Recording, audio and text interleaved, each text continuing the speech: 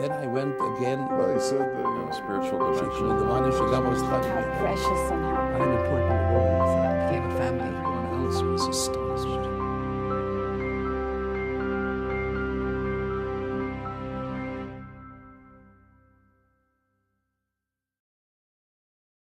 Rabbi Meshulam Weiss and his wife Eileen were married in 1957.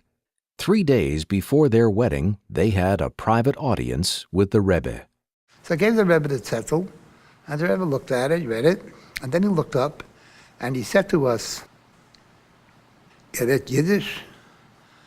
So I said, "Yeah, I speak Yiddish, I understand Yiddish." And my kala, she said to the Rebbe, "I understand Yiddish, but I don't speak it that well. I don't express myself that well in Yiddish." So the Rebbe said, "All right, when I speak to the chassan, I'll speak in Yiddish, and when I speak to the kala, I'll speak in English." And that's what he did. So maybe a few seconds goes by, and all of a sudden, my wife starts to cry. And she looks at the Rebbe, and she says to him, "Can the Rebbe please ask the chassan to leave the room? I want to speak to the Rebbe in private."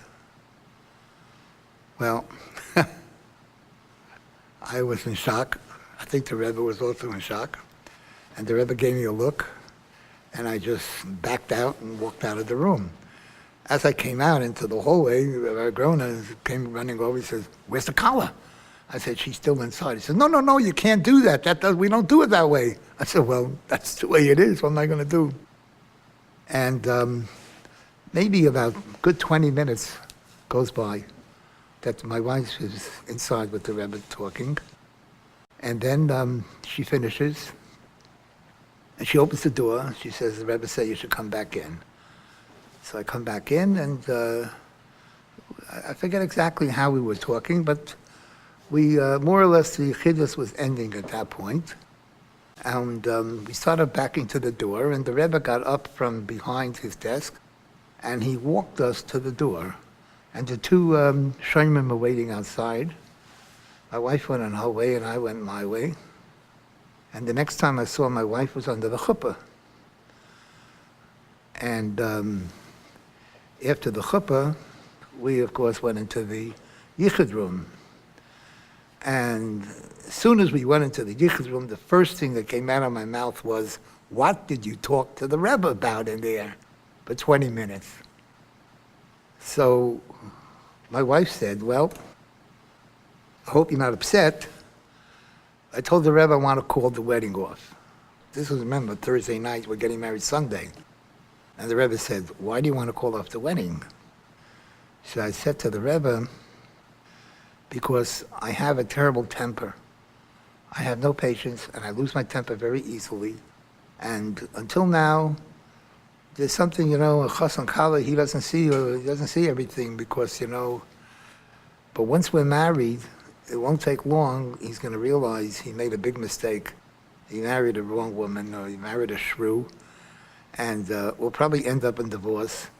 So I've been thinking about it," she said, "and I decided I would rather not get married at all than get married and get divorced."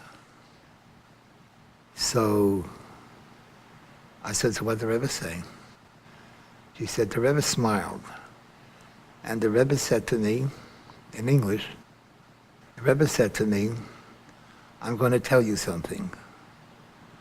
The Rebbe is going to bless you with many children. And the children will teach you patience. So there's no reason for you to call off the wedding. And until you start having the children, you should do volunteer work in a hospital, preferably with children in the hospital. And that will also help you become patient with people. And your temper will not be a problem.'"